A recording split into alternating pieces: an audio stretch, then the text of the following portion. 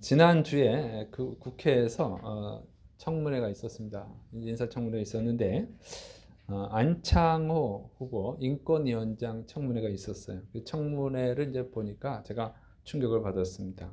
여러 명의 이제 국회의원들이 그 후보자를 비판을 했어요. 비판하는 그 내용은 그거죠. 안 후보자가 동성애를 반대하고 또 진화론보다 창조론이 더 맞다. 학교에서 진화론 교육을 한다면 창조론 교육도 해야 된다 하는 이제 그런 주장을 한 것에 대해서 비판을 한 거예요. 그러니까 예수님을 믿지 않는 사람들이 비판하는 것은 당연하죠. 이해할 수 있죠. 하나님을 안 믿으니까, 성경을 안 믿으니까 말도 안 되는 소리인 거죠. 그래서 그 비판하는 것은 충분히 이해가 됩니다. 그런데 불신자가 비판한 것이 아니라 충격적인 것은 하나님을 믿는 기독교 국회의원들이 안 후보의 신앙을 비판한 거예요. 전도사 출신의 국회의원은 안 후보는 비과학적이고 배타적 종교를 믿는 보수 기독교 탈레반주의자다라고 비난을 했어요. 이게 비과학적이라는 거야. 이 신앙이. 그리고 이게 문제가 있죠. 목사 아들 출신의 목사 아들이라고 하는 국회의원은 안 후보자는 진화론을 따르지 않고 비상식적인 창조론을 주장한다. 그것도 비판을 했어요. 아니, 창조론을 당연히 예수 믿는 사람이 믿지. 하나님이 창조를 믿는 거 아니에요? 그걸 비난을 한 거예요. 근데 이게 전도사와 목사 아들이라는 거죠. 이게 전도사 하면 믿음이 좋잖아요. 목사 아들이면 다른 사람들보다 믿음이 좋겠죠. 그런데 이게 이 비난을 막 한 거예요. 그래서 그리고 또 자신들이 나 기독교인이지만 나도 기독교 신자지만 하면서 이렇게 후보자를 비난을 했어요. 왜 자신들이 기독교인인 것을 드러냈을까? 이런 생각이 들었어요. 그냥 비난하는 것도 아니고 나도 기독교인이지만 이렇게 하면서 비난을 한 거예요. 근데 저건 아닌데 이런 생각이 들었어요. 자, 왜 그랬을까? 제 생각이에요, 그냥. 주변 사람들이 그 국회의원들이 기독교인이라는 걸 알겠죠. 전도사 출신이고 목사들인 걸 알겠죠. 근데 그 사람들은 이제 이 안 후보자는 비이성적이다. 비과학적이다. 그러니까 그건 다시 말해서 맹신자다. 또는 광신도다. 이렇게 생각하고 있는 거예요. 그러니까 내가 기독교인인 걸 아는 다른 사람들도 너도 기독교인이지? 이럴까 봐. 너도 광신도냐? 너도 말도 안 되는 걸 믿는 거냐? 이런 비이성적인 사고를 갖고 있느냐? 이런 얘기를 할까 봐. 나는 그 기독교인하고는 다르다. 이런 걸 나타내기 위해서 그랬을까? 이런 생각이 들고. 아니면 정치적 목적 때문일까? 뭐 정치적인 수는 있죠. 그분들의 마음을 내가 다 알 수는 없죠. 근데 동성애를 반대하는 것을 비난하는 것을 하나님이 과연 기뻐하실까? 하나님의 창조를 믿는 것을 비난하는 것이 과연 올바른 신앙을 가진 기독교인일까? 이런 생각을 했어요. 여러분, 그 비난은요, 그 안 후보자만 비난한 것이 아니라 창조를 믿는, 하나님의 창조를 믿는 모든 기독교인을 비난한 거예요. 동성애를 반대하는 모든 기독교인을 비난한 거죠. 더 나아가서는 하나님의 창조를 기록한 성경책, 동성애는 죄라고 기록하고 있는 성경책을 비난한 것이고, 근데 그 성경책은 누가 썼어요? 하나님이 쓰게 한 거잖아요. 그러면 하나님을 비난한 거죠, 결국은. 그래서 이것은 심각한 문제다. 안 후보자의 어떤 잘못, 비리를 비난하는 것은 얼마든지 가능하지만 그가 갖고 있는 신앙을 비난한 것은 그 신앙이 성경에 나오는 신앙인데 그는 그 신앙을 믿는 모든 기독교인을 비난한 것이고 성경을 비난한 것이고 하나님을 비난하고 모독한 것이죠. 그것을 하나님이 그들의 신앙을 진짜 받아줄까? 그들의 신앙을 인정해 줄까? 이런 생각을 했어요. 성경에는 이 가라지가 나옵니다. 그것은 자신들이 가라지라는 것을 드러낸 것밖에 안 된다고 생각합니다. 특히 이제 함부로 나도 기독교인이지만 이런 얘기를 함부로 하면 안 돼요. 출애굽기 20장 7절. 너는 내 하나님 여호와님의 이름을 망령되게 부르지 말라. 여호와님은 그의 이름을 망령되게 부르는 자를 죄 없다 하지 아니하리라. 그러니까 하나님의 이름을 함부로 사용하면 안 되는 거예요. 그래서 이스라엘 사람들은요, 하나님의 이름을 부르질 않아요. 그래서 지금 하나님의 이름을 어떻게 발음해야 되는지 지금도 몰라요. 하나님의 이름이 나오면 그 사람들은 주님이라고 불렀어요. 주님. 하나님의 이름을 어떻게 함부로 불러? 그래서 하나님의 이름은 여호와. 이게 성경에 이렇게 여호와로 돼 있죠. 근데 히브리어 발음은 야훼 또는 야외 이렇게 됩니다. 근데 이 사람들이 하나님의 이름을 안 불러요. 어떻게 감히 하나님의 이름 불러? 이게 성경에 돼 있잖아. 함부로 망령되게 부르지 말라. 죄 없다 하지 아니하리라면 죄가 있다는 거예요. 그건 죄가 된다. 그건 심판한다는 거거든요. 무서워서 하나님의 이름을 안 불렀어요. 그래서 아도나이, 이렇게 히브리어로 아도나이라고 그럽니다. 그래서 이제 하나님, 주님이라는 뜻이에요. 그래서 주가 많이 나오죠, 성경에. 주님이 많이 나오는 이유가 그거예요. 어떻게 하나님의 이름을 함부로 불러? 그래서 주님이라고 부른 거예요. 우리 이제 신약 시대가 들어와서 하나님의 이름을 쓰는데 이게 함부로 쓰면 되는 일이 아니죠. 그래서 주님 그러다 보니까 이스라엘이 또 망했잖아요. 2000년 전에 망했다가 다시 회복됐죠. 그러니까 이 발음을 못해. 지금 논쟁하고 있다는 거예요. 지금까지. 야훼다. 아니다. 야외다. 이렇게 싸우고 있어요. 아직도 몰라. 주님이 오실 때까지 모를 거예요. 어떻게 알겠어요? 다 이론에 불과하지. 야훼로 발음해야 된다. 야외로 발음해야 된다. 이건 주님이 오셔야지 알아요. 자, 이렇게 되어 있습니다. 이 정도로 이렇게 함부로 안 불렀거든요. 그러니까 하나님의 이름을 함부로 부르면 안 돼.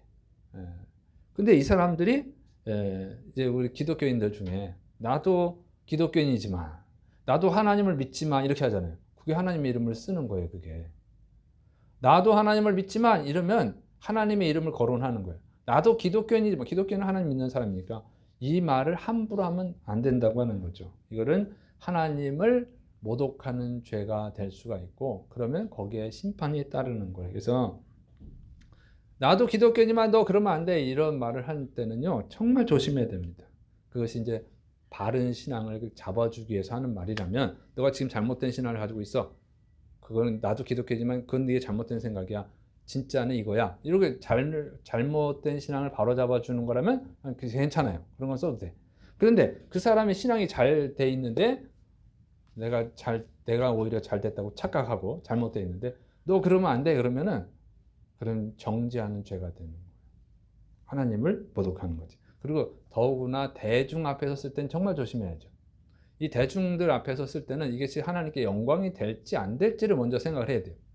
내가 아무리 올바른 얘기를 한다 할지라도 잘못 쓰면 하나님이 모독을 당하잖아요.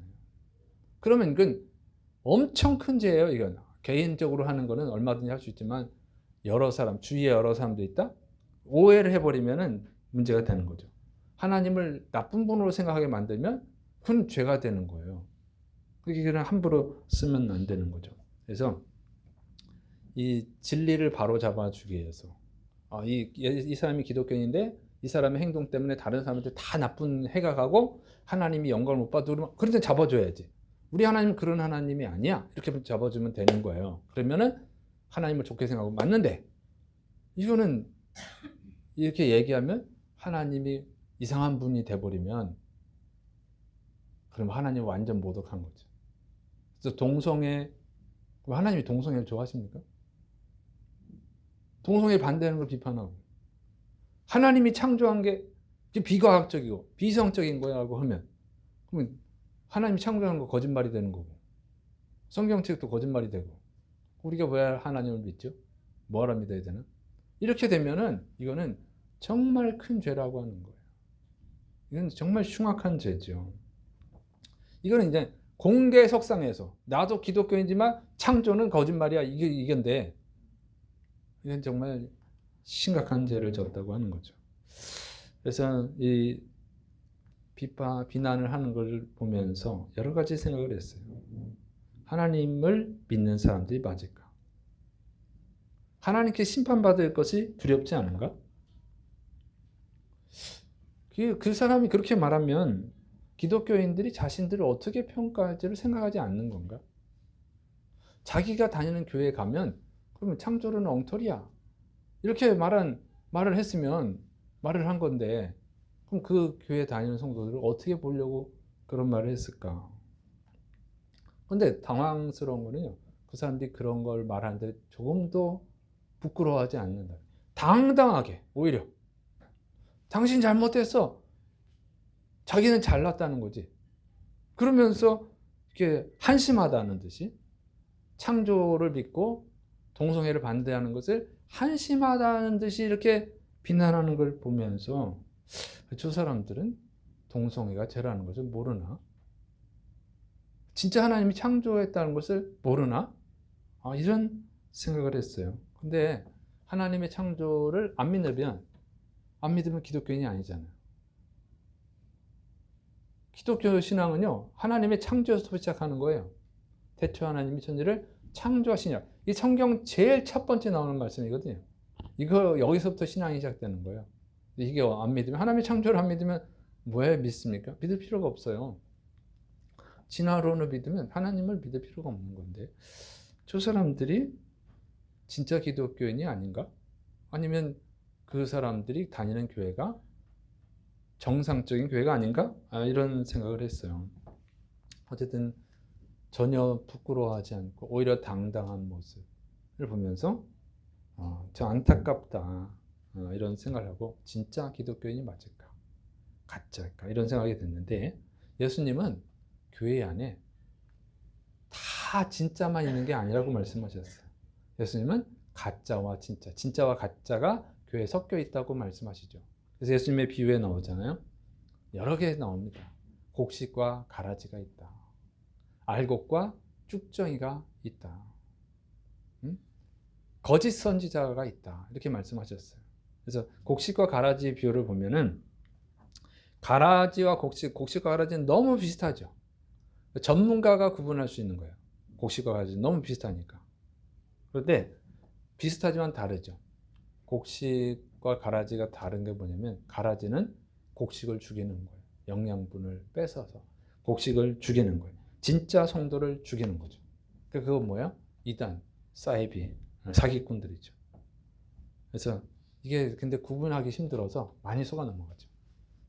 이단에 빠지는 사람들 많잖아요. 사이비에 빠진 사람 많잖아요. 이번 주 뉴스가 나왔더라고요. 한국 교회 성도가 줄어드는데 신천지가 늘어난다는 거예요. 신천지가 부산에서 지금 엄청나게 증가하고 있다고 합니다. 그게 뉴스에 나왔더라고요. 그게 비슷하니까 속아 넘어가는 거예요. 멸망의 길을 가는 거죠. 그 다음에 이제 알곡과 쭉정이가 있어요. 그러니까 곡식과 가라지랑 알곡과 쭉정이는 좀 달라요. 곡식과 가라지는 곡식을 잡아먹는 거고, 쭉정이는 뭐예요? 쭉정이는 너무 똑같아. 그 가라지보다 더 똑같죠. 쭉정이는 완전 똑같아요. 근데 다른 것은 쭉정이는 속이 비어 있는 거. 알곡은 차 있는 거. 그래서 눌러봐야 알죠? 눌러보면 알죠? 눌러보면 쭉정이는 비어 있으니까 부러져요. 더 너무 똑같아. 근데 이것은 뭐냐면 쭉정이는 곡식을 잡아먹지는 않아요. 자기 혼자 죽는 거지. 그러니까 이런 거예요. 내가 진짜 성도야. 나 천국 갈 수 있어. 이렇게 믿고 있는데 죽으면 눈 떠보니까 지옥인 거지. 이게 이제 쭉정입니다. 진짜 비참하죠. 자기 혼자 비참해지는 거예요. 다른 사람을 비참하게 하진 않아. 가라지는 다른 사람도 비참해지게 해주는 거죠. 잘못된 신앙으로 다른 사람들에게 전염시키는 거. 요거는 가라지.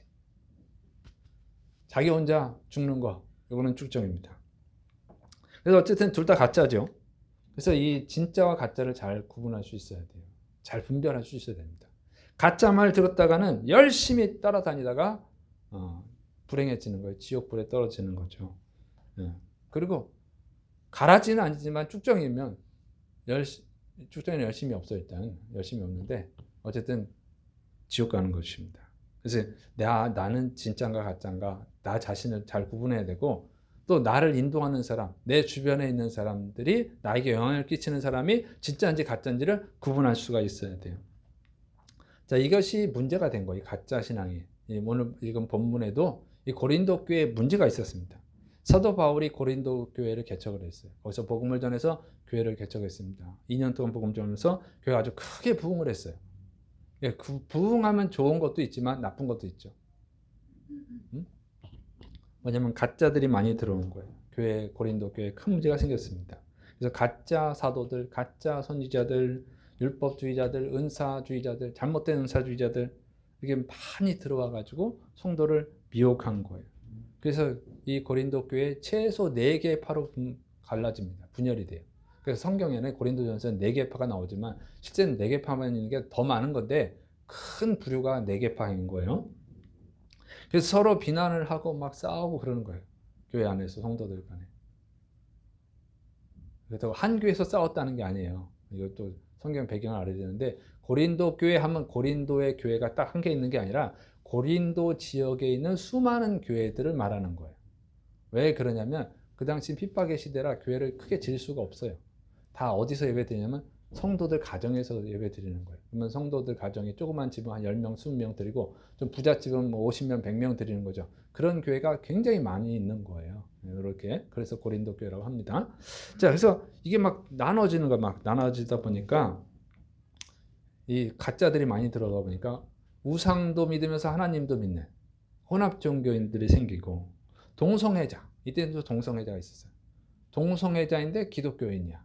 이런 사람도 생기고 근친상간, 부모 자식 간에 뭐 이상한 짓을 하면서도 기독교인이라고 하는 사람도 있었고 또 성도들한테 사기를 쳐서 돈을 뜯어내는 그리고 도망가고 뭐 이런 사람들 이상한 사람들이 많이 들어온 거예요. 그러니까 온갖 죄인들이 교회에 모여 있었습니다. 그러니까 교회가 변질이 되는 거죠. 그래서 교회 예배 드리러 나오지만 거기에 나오는 성도들이 다 하나님의 자녀가 아니고 사탄의 자식도 있었다는 거예요. 근데 이거를 구분을 못하니까 그 미혹당한 거예요. 그 사도 바울이 너무 답답해가지고 막 책망을 하는 겁니다. 왜 그걸 구분을 못하냐? 왜 가짜와 진짜를 구분을 못하냐고 막 정말 답답해가지고 막 책망하는 내용이에요. 고린도 후서 11장 19절 23절 너희는 지혜로운 자로서 어리석은 자들을 기쁘게 용납하는구나. 누가 너희를 종으로 삼거나 잡아먹거나 빼앗거나 스스로 높이거나 뺨을 칠지라도 너희가 용납하는도다. 네. 그건 답답해하는 거예요. 왜 그런 가짜들을 용납하냐? 나는 우리가 약한 것 같이 욕되게 말하노라. 그러나 누가 무슨 일에 담대하면 어리석은 말이나마 나도 담대하리라. 그들이 히브리인이냐? 나도 그러하며. 그들이 이스라엘이냐? 나도 그러하며. 그들이 아브라함의 후손이냐? 나도 그러하며. 그들이 그리스도의 일꾼이냐? 정신없는 말을 하거니와 나는 더욱 그러하도다. 니네가 지혜로운 사람이라면서 어떻게 그렇게 미련한 짓을 하느냐? 이렇게 막 책망하는 거예요. 성도들한테 피해를 주고 뭐 물질적 피해를 주고 영적으로 피해를 주고 지옥으로 끌고 가는데 그걸 왜 분별을 못하느냐고 막 책망하는데 고린도 교회 성도들이 속은 이유가 뭐냐면 그들의 신분 때문에 이스라엘 사람이라고 하는 거예요. 자, 이 가짜들, 가짜 선지자, 가짜 서들이 보면 거의 이스라엘 사람들이에요. 자, 예수님이 어느 출신이에요? 어느 나라 출신? 이스라엘 사람이죠. 이스라엘 사람. 그러니까 이스라엘이 원조죠. 고린도 지역은 이방 지역이에요. 복음은 이스라엘에서 왔잖아요. 예수님이 이스라엘 사람이니까. 그러니까 이스라엘이 원조죠, 원조. 그러니까 이스라엘에서 온 거예요. 나 이스라엘 사람이야. 그러면 이스라엘 사람이 전하는 복음이 맞겠네. 나 히브리인이야. 이스라엘에서 산다고 해서 다 히브리인은 아니거든요. 정통은 히브리인이잖아. 히브리인이야? 그럼 히브리인이야? 예수님도 히브리니까 히브리인 사람 말이 맞겠네. 또 아브라함의 후손이야. 믿음의 조상 아브라함의 후손이야. 아브라함의 후손이면 정통이 맞지. 이렇게 하는 거예요. 그리스도의 일꾼이야. 그리스도의 일꾼이면 맞네. 그리스도의 제자는 맞네. 자, 이런 것을 기준으로 해서 진짜 가짜를 구분한 거예요. 그러니까 거짓 선지자, 거짓 사도 이런 사람들이 이스라엘 사람이고 히브리인이고 아브라함의 후손이고 그리스도의 일을 하고 있고 이걸 기준으로 해서 이 사람 진짜야 이렇게 받아들였는데 사도 바울이 답답해하는 거예요. 그래서 이 사람들이 그 술에 속아 넘어가지고 사도 바울을 오히려 의심하는 거예요. 사도 바울을. 저 진짜 사도 맞아? 진짜 그리스도 일꾼 맞아? 이렇게 하는 거예요. 이게 답답해서 하는 말이죠. 그들이 히브리인이냐? 나도 히브리인이야. 그들이 이스라엘 사람이야? 나도 이스라엘 사람이야. 그들이 아브라함의 후손이야? 나도 아브라함의 후손이야. 그리스도의 일꾼이야? 그 사람들이 정신없는 말을 한다. 그냥 미친 소리, 말도 안 되는 소리들 하는데 내가 진짜 그리스도의 일꾼이야. 이렇게 말하는 거예요. 그래서 여러분 그런 것이 진짜와 가짜를 구분하는 기준일 수 없다고 하는 거예요. 너무 유치하고 초등적인 수준이라고 하는 것이죠. 오늘날 성도들도요 구분을 못하는 거예요. 잘. 그래서 속아 넘어가는 거죠. 이단한테. 기준을 뭘로 샀습니까? 오늘 성도들이 진짜와 가짜를 구분할 때 직분을 보죠. 목사냐, 전도사냐, 장로냐, 권사냐, 집사냐 이런 걸 기준을 하는데 그런 거는 기준이 아니라는 거예요. 또 교단을 기준으로 삼는 분도 있어요. 나 장로교야. 장로교 중에서 가장 보수적인 고신측이야. 고신측. 우상숭배 굴복하지 않은 고신측이야. 근데 그건 기준이 되지 않아요. 그런 주님의 일하고 있어요. 그런 거 기준이 안 되는 거예요. 여러분 가룟 유다는 누구예요? 히브리인이고 이스라엘 사람이고 아브라함의 후손이고 예수님의 직계 제자. 예수님의 제자가 수없이 많잖아요. 그 중에서도 12제자에 속한 사람이에요. 제자들 중에서 최고 높은 제자예요. 그런데 예수님 팔아먹었잖아요.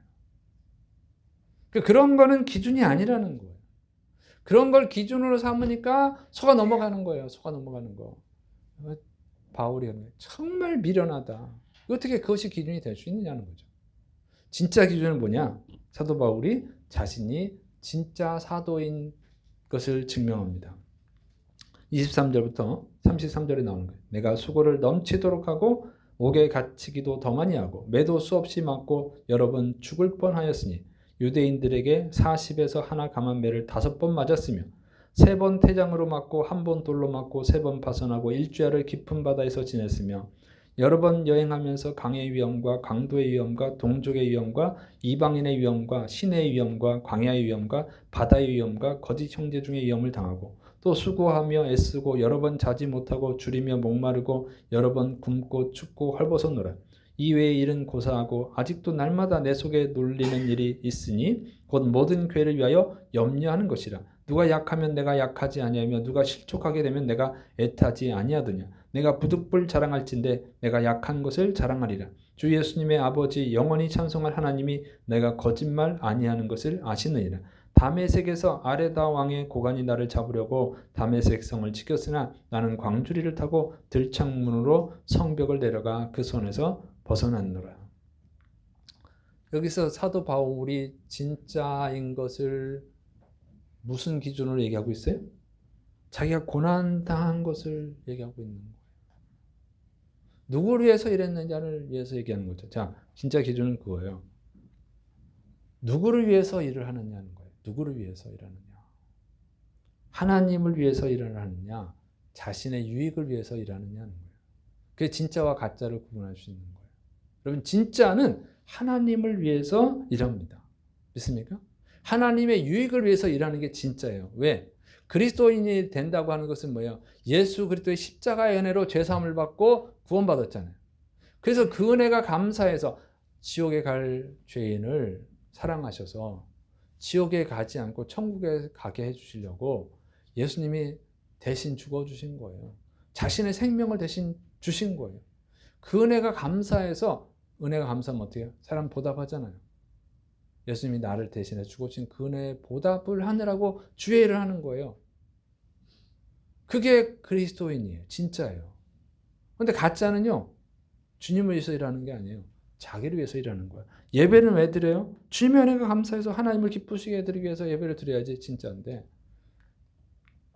가짜는요. 자기를 위해서 예배를 드리는 거예요. 물질 축복을 받아야 되고 건강 축복을 받아야 되고 자녀 축복을 받아야 되고 지금 질병을 고침받아야 되고 문제를 해결을 받아야 되니까 예배를 드리고 헌금을 하는 거예요. 그거는 자기를 위한 거잖아요. 자기를 위한 것은 가짜예요. 진짜는 주님의 은혜가 감사해서 하는 거예요. 주님의 은혜가 감사해서 하는 것 이렇게 구분을 한다고 하는 거죠. 그 가짜는 건강 축복 못 받고 물질 축복 못 받고 자녀 축복 못 받고 그러면 시험에 들어요. 그래서 하나님을 떠나. 나한테 유익이 되려고, 나한테 어떤 이익을 얻으려고 왔는데 이익이 되는 게 하나도 없네? 하고 떠나버리는 거예요. 진짜는 자기에게 이익이 되지 않아도 떠나질 않아요. 감사해서 하는 거니까 감사해서. 두 번째로 알 수 있는 것은 그리스도를 위한 고난을 당하느냐를 보면 알 수 있는 거죠. 사도 바울은 지금 엄청난 고난을 당했죠. 사도 바울이 뭐랍니까? 옥에도 감옥에도 갇히고 매도 수없이 많고 여러 번 죽을 뻔하고 굶주리고 돌에도 맞고 전도하다가 하다가 먹을 게 없어서 굶주리기도 하고 마실 물이 없어서 목마르기도 하고 입을 옷이 없기도 하고 강도를 만나서 또 다 뺏겼어. 다 뺏겼으니까 굶주리는 거죠. 그런 고난을 당하는 거예요. 그리고 감옥에도 갇히고 엄청난 고난을 당합니다. 그런데도 계속해요. 왜? 주님을 위한 거니까. 그게 진짜라는 거예요. 가짜는 그렇게 할 수가 없죠. 예수님이 말씀하셨어요. 요한복음 10장 11절 12절. 나는 선한 목자라. 선한 목자는 양들을 위하여 목숨을 버리거니와. 싹구는 목자가 아니요 양도 제 양이 아니라 이리가 오는 것을 보면 양을 버리고 달아나나니 이리가 양을 물어가고 또 해치느니라. 싹군 목자는 돈 벌려고 일을 하는 거잖아요. 그래서 양을 치는데 사자가 막 곰이 나타나서 죽일 것 같으면 내가 돈 벌려고 왔지 내가 목숨 버리려고 온 건 아니니까 도망가는 거죠. 자기 이익을 위해서. 그래서 고난을 피하는 거예요. 그러나 진짜 목자였으면 우리를 구원하기 위해서 오셨기 때문에 십자가에서 죽어주시잖아요. 우리를 구원하려고 한 거니까. 진짜는 그리스도를 위해서 일하는 거예요. 그래서 고난이 있어요. 고난을 당할 때 그리스도를 위한 고난을 당할 때 그걸 받아들이는 사람은 진짜입니다. 그러나 고난이 오면 도망가는 것은 가짜예요. 그래서 바울 사도가 갈라디아서 6장 17절 이후로는 누구든지 나를 괴롭게 하지 말라. 내가 내 몸에 예수님의 흔적을 지니고 있노라. 진짜 가짜 자꾸 노래하는데 내가 진짜야 하면서 한 말이 흔적이 있어. 흔적이 뭐예요? 고난당한 거. 주님을 위해서 고난당한 것이 흔적이고 성도를 위해서 고난당한 것이 자기가 진짜라고 하는 흔적이죠. 그래서 성도들이 시험에 들면 막 가슴이 아파가지고 눈물을 흘리면서 기도하고 걱정하는 거예요. 자기들이 개척한 교회들이 잘 세워지도록 기도하고 거기 이단 사이비가 들어 막 걱정이 되고 근심하고 막 눈물 흘리면서 기도하는 거죠. 그거 진짜예요. 근데 가짜는 뭐 다른 성도가 뭐 시험에 들든 무슨 상관이 있어. 나만 천국 가면 되지. 이건 가짜. 그래서 여러분이 진짜인지 가짜인지 자신을 점검해야 되는 거예요. 누구를 위해서 일하느냐. 누구를 위해서 예배를 드리느냐. 그리고 고난이 올 때 그 고난, 주님을 위한 고난을 기꺼이 받아들이냐. 피하느냐. 거기서 진짜와 가짜가 나타나는 겁니다. 여러분을 인도하는, 여러분에게 어떤 무엇을 가르쳐주는 사람들도 그렇게 구분하는 거죠. 이건 신약 성경에서만 얘기하는 게 아니라 구약 성경에서도 똑같아요. 구약 성경에서 진짜 성도들은요. 주님을 위해서 일합니다. 예, 블레셋이 골리앗이라고 하는 엄청난 거인을 데리고 쳐들어왔잖아요. 그때 진짜 뭐 하나님의 사람인 척했던 사울왕은 어떻게 해요? 안 싸워. 골리앗이 하나님을 막 모독을 하는데도 하나님의 대리자라고 하는 왕이 안 싸워. 골리앗하고 안 싸워요. 죽을까 봐. 아니, 하나님 믿어도 나한테 유익이 돼야 믿는 거지. 안 싸우죠. 다윗이 어떻게 해요? 다윗은 대략 15세, 16세 정도의 나이, 어린 나이. 하나님을 모독한다고 저놈의 입을 막아버려야겠다. 하나님을 모독하지 못하게 막아버려야겠다. 하나님이 진짜 신이라는 걸 알려주겠다, 사람들한테. 그래서 다윗이 목숨을 걸고 싸우죠. 뻔하도 이게 상식적으로 보면 다윗이 죽어야 되지. 골리앗을 어떻게 이기겠어요? 거인하고 싸워서. 양치는 목동이. 그런 생각하지 않아요. 죽는 거 생각하지 않고 하나님의 이름을 모독하는 것을 중단시키려고 목숨을 걸고 싸우죠. 그건 진짜잖아요. 진짜였기 때문에. 또 다니엘이 그런 일이 있었죠. 메데 바사 제국에 30일 동안 다리오 왕 외에 다른 신에게 기도하면 사자굴에 던져서 죽여버리겠다. 기도하지 마. 다리오 왕한테 기도하려면. 이런 거예요. 다니엘이 어떻게 합니까? 기도합니다. 죽여. 괜찮아. 사자굴에 집어넣어. 괜찮아. 다니엘은 자기 유익을 위해서 신앙을 포기하지 않아요. 진짜니까 하나님의 영광을 나타내기 위해서. 죽더라도 하나님께 기도해야 돼. 죽더라도 하나님께 예배드려야 돼. 하나님은 예배 받으실 만한 자격 있는 분이에요. 그걸 드러내기 위해서 기도하잖아요. 왜? 진짜니까. 네, 구약에 나오는 사람들도 진짜는요, 주님을 위한 고난을 피하지 않습니다. 주님 때문에 당하는 비난을 두려워하지 않아요. 그게 진짜예요. 가짜는 피하죠. 여러분은 진짜입니까? 가짜입니까? 여러분, 한국 교회는 진짜 신앙을 가졌을까요? 가짜 신앙을 가졌을까요? 한국 교회는 가라지가 없을까요? 축정이가 없을까요? 저는 이 한국 교회는 코로나 때 다 드러난 거예요. 코로나 때 예배당에서 모여 예배 드리는 것을 금지했죠.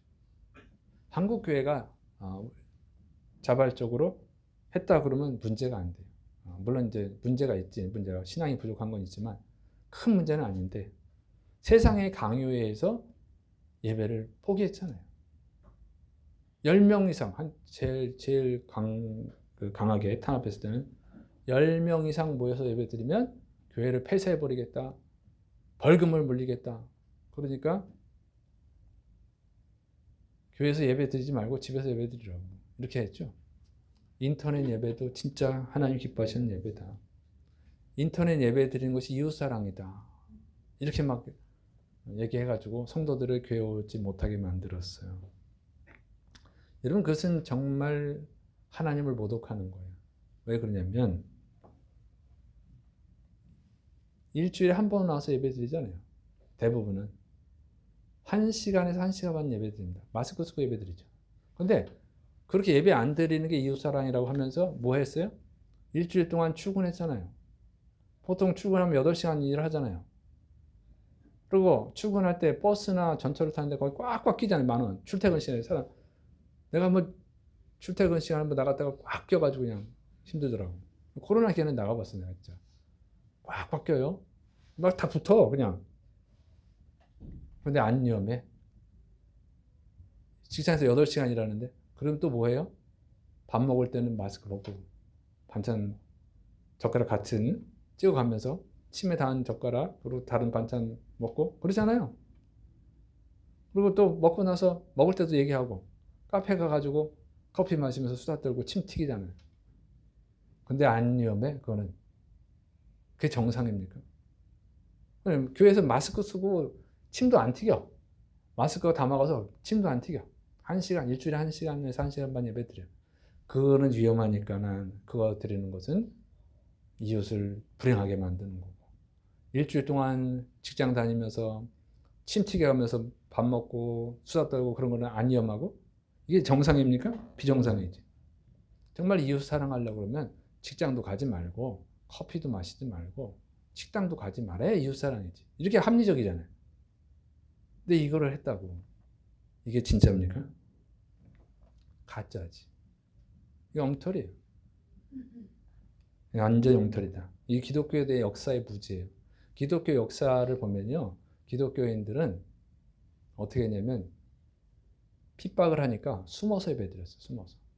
숨어서 예배 드리려면 어떻게 해? 혼자 예배 드리면 숨을 일도 없고 집에서 혼자 예배 드리면 숨을 일도 없지. 그런데 모여서 예배 드려야 되니까 하나님 모이라고 그랬어. 그래서 남의 집에 가서 예배 드리는 거예요. 근데 핍박을 하고 그러니까 잡히면 죽고 감옥 가고 그러니까 어디로 갔냐면 지하 동굴, 지하 땅굴을 파가지고 거기서 예배 드렸어요. 모여서 산 속에 있는 동굴을 파가지고 예배 드렸어요. 이게 기독교 역사예요. 지금 흔적이 있습니다. 티르키에 가면 옛날에 터키라고 했잖아요. 티르키에 가면 갑바도기아, 데링쿠이 다 있어요. 로마에 가면 카타콤이라고 지하 묘지, 공동묘지가 있어요. 거기 다 흔적이 있어요. 거기는 전염병이 또 창궐했어. 근데 그 당시도 전염병이 창궐했거든요. 그러면 어떻게 하냐면 서양 사람들은 가족이라도 전염병, 그다음 전염병이 너무 무섭잖아. 치료약도 없고. 가족이라도 버려요. 가족을 내버려. 남은 가족을 살리기 위해서. 어쩔 수 없는 최선책이지. 근데 기독교회는 그 버려진 사람들 데려가. 돌봐주고 전도하고 예배드려요. 그래서 기독교인도 많이 죽었어. 미련한 짓을 하는 거지. 네? 더군다나 지하 동굴에서. 그게 기독교 역사예요. 그래서 기독교가 여태까지 이어져 오는 거예요.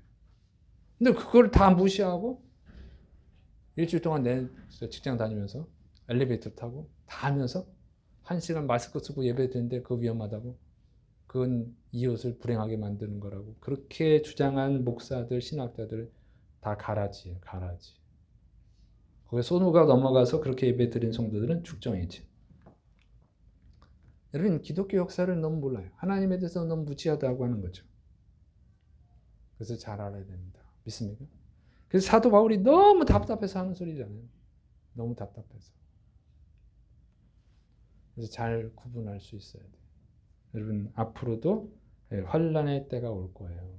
지금은 자유롭게 예배드릴 수 있지만 이건 기독교 역사에서 계속 반복되는 일이에요. 구약 때도 그랬고 신약 성경 때도 그랬고 신약 성경 이후 기독교 2000년 역사에서 계속 반복되는 일입니다. 우리나라도 그랬잖아요. 조선에 처음 기독교가 들어왔을 때 많은 순교자들이 있었잖아요. 이건 반복되는 거예요. 그리고 말세 때는 환란이 있을 거라고 또 예언되어 있습니다. 그래서 여러분, 진짜 기독교인들이 되시를 축원합니다. 그런데 이 가라지는 어쩔 수가 없는데 쭉정이는 알곡이 될 수 있어요.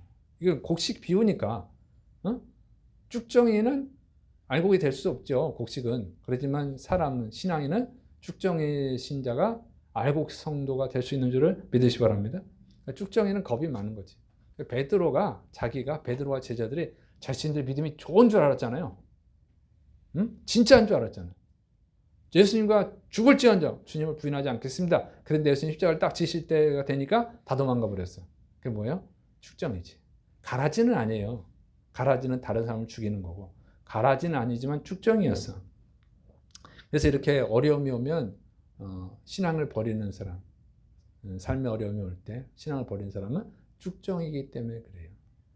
진짜 알고는 반석과 같아서 풍랑이 불고 비가 창수가 나도 무너지지 않아요. 그러니까 모래 위에 세운 집이 무너지죠. 모래 위에 세운 집이 쭉정인데 이 쭉정이가 곡식이 될 수 있어요. 그래서 우리나라는 보니까 이 쭉정이가 많더라고. 그래서 예전에 무슨 장로님이고 또 누구야? 전도사, 장로고 전도사 출신인 분이 대통령 후보로 나왔었잖아요. 처음엔 사찰에 가서 절을 안 하더라고. 우상숭배니까. 막 비난하니까 어떻게 해요? 그 다음에 사찰에 가서 절을 하더라고. 내가 비난을 했죠. 그분을 비판을 했어요. 여러분, 그게 축정이라 그래요. 가라지는 아닌데 축정이지. 여러분, 대통령을 누가 뽑아줘요? 왕을 누가 세워요? 하나님이 세우는 거지. 그 믿음이 없었어요. 아무리 사람한테 잘 보인다 한들 하나님이 뽑아주지 않으면 어떻게 되겠어요? 이게 기독교 믿음이에요? 그래도 사람한테 잘 보여야 표를 많이 얻어서 대통령이 되고 국회의원이 되는데 그건 인간적 생각이고, 하나님이 세워주셔야지. 그리고 하나님이 세워주지 않으면 아무리 사람한테 잘 보여도 될 수가 없죠. 그러니까 거기서 믿음을 지켰어야 되는데 사찰에 가서 절을 하고 스님한테 절하고 그러더니만 뚝 떨어져가지고 된 것도 없고 비난만 더 받고 인정도 못 받고, 장로가 저래, 전도사가 저래, 이런 욕이나 먹죠. 축정이라 그런 거예요. 근데 그 안 인권위원장을 보니까 엄청난 비난을 해도 잘 버티더라고. 꿋꿋하게 버티더라고. 그 쉬운 일 아니에요. 그렇게 해야 알곡입니다. 근데 이게 기독교인들이 비판하는 거 정말 힘들어요. 안 믿는 사람들이 비판하는 거는 괜찮아요. 모르니까 충분히 이해돼. 제가 군대에 있을 때 술을 안 하고 담배를 안 하고 가요를 안 불렀더니 나를 너무 괴롭히는 거야. 근데 안 믿는 사람들이 괴롭히는 건 괜찮은데 그냥 믿는 사람이 괴롭히니까 진짜 화가 나더라. 그 중에 누가 있었냐면 작은 아버지가 목사라는 분이에요.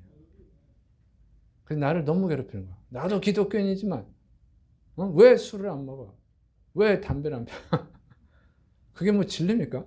왜 가요를 안 불러? 가요를 부르라면 제가 달리다금을 불렀어. 가요를 불러라 그래서 내가 캄캄한 인생길 홀로 걸어가다 이렇게 찬양했거든요. 처음에 뭔가 됐더라고. 가요를 부르라 그랬는데 노래 부르니까 무슨 새로운 가요인가? 듣다가 은혜를 받았어. 안 믿는 사람이 고참이 은혜를 받아가지고 괜찮아. 너는 그냥 노래 불러. 교회 노래 불러. 그런 역사도 있었는데 어쨌든 그런데 이 기독교인이라고 하는 사람이 자기 작은 아버지가 목사라는 사람이 나를 너무 괴롭히는 거야. 너무 밉더라. 너무 화가 나더라고요. 그래도 내가 기도해주고 그랬는데 하나님 미워하지 말라고 그랬으니까 기도해줬는데 그 사람이 제대할 때 미안하다고 나 이제 예수님 다시 믿겠다고 그러고 가서 그때 마음이 풀어졌어요. 자, 근데 이거 정말 힘들거든요. 그래서 여러분 그걸 이겨낼 수 있어야 돼요. 근데 이거는 알곡이 돼야 되는 거예요. 근데 이 알곡이 되는 게 쉽지 않잖아요. 예수님의 제자들도 말로는 알곡이야. 죽을지언정 예수님을 부인하지 않겠습니다. 그리고 다 도망가 버렸잖아요. 근데 이 사람들이 알곡이 됐죠. 언제 알곡이 됐어요? 예수님 부활을 보고 성령 충만받고 알곡이 됐어요. 그러니까 이거는요, 인간의 의지로 알곡이 될 수 있는 게 아니에요. 하나님의 은혜로 되어진 줄을 믿으시 바랍니다. 예수님이 부활하신 예수님이 그들을 만나주셨으니까 진짜 부활이 있구나. 죽는 게 끝이 아니구나.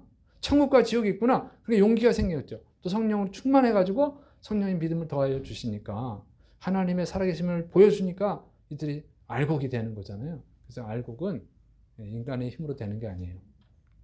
하나님의 은혜로 되어지는 줄을 믿으시기 바랍니다. 사도 바울도 원래 뭐 하는 사람이었어요? 예수 믿는 사람 죽이고 다니는 핍박자였잖아요.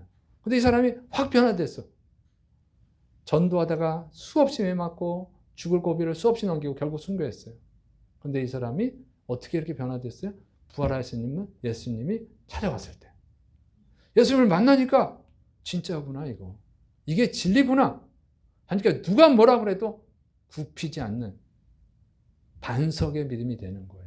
그래서 이거는 하나님의 은혜가 있어야 될 줄을 믿으시기를 축원합니다. 여러분이 진짜 알곡이 되시기를 축원합니다. 그럼 어떻게 돼요? 진짜 성도가 돼야 되는데 부활의 은혜를 체험해야 돼요. 성령으로 충만받아야 돼요. 성령님이 부활의 믿음을 갖게 하셔요. 그래서 여러분이 진짜가 될 수 있도록 날마다 하나님의 은혜를 구하시기를 축원합니다. 성령 충만할 수 있도록 기도하시기를 축원합니다. 그런데 이거는 그냥 되는 게 아니고 환경이 중요하잖아요. 인간은 공부하는 환경에 가면 공부를 하게 되는 거죠. 게임하는 환경에 가면 게임하게 되는 거지. 그래서 여러분의 환경을 정말 성령님이 역사하시고 하나님 은혜를 받을 수 있는 부활의 은혜를 체험할 수 있는 환경으로 만들어야 돼요. 그게 뭐예요? 그게 매일 말씀을 읽고 듣고 기도하는 겁니다. 믿습니까? 매일 하세요. 교회는 일주일에 한 번 오더라도 여러분이 매일 해야 된다고. 매일 말씀을 들으세요. 매일 말씀을 읽으세요. 그리고 기도하세요. 하나님의 은혜를 구하는 기도를 하시기를 축원합니다. 그때가 유튜브에 다 올려놓잖아. 그러니까 성경을 읽으시고 설교를 들으시고 기도하세요. 그러다 보면 하나님의 역사가 여러분 가운데 임할 줄을 믿으시기를 축원합니다. 그래서 진짜 알곡이 돼서 하나님을 좀 감동시키고, 믿습니까? 하나님을 좀 감동시키고 사람들한테 좀 감동을 주는, 그리고 넉넉하게 천국에 들어가는 진짜 그리스도인들, 또 다른 영혼들을 구원하는 진짜 그리스도인들이 되시기를 축원합니다. 기도하겠습니다. 사랑이 많으신 하나님 아버지, 항상 가짜 진짜가 있습니다. 교회 안에도 진짜와 가짜가 있습니다. 하나님, 사도 바울이 답답해서 고린도 교회 성도들을 책망했습니다. 우리는 하나님을 답답하게 하는 자들이 아니라 다니엘처럼, 다윗처럼 하나님을 기쁘시게 하는, 바울처럼 하나님을 흡족하게 하는 진짜 믿음의 사람들이 진짜 그리스도인이 되게 하여 주옵소서. 주께서 은혜를 베푸시기 원하옵고 또 믿사오며 예수님의 이름으로 기도드립니다. 아멘.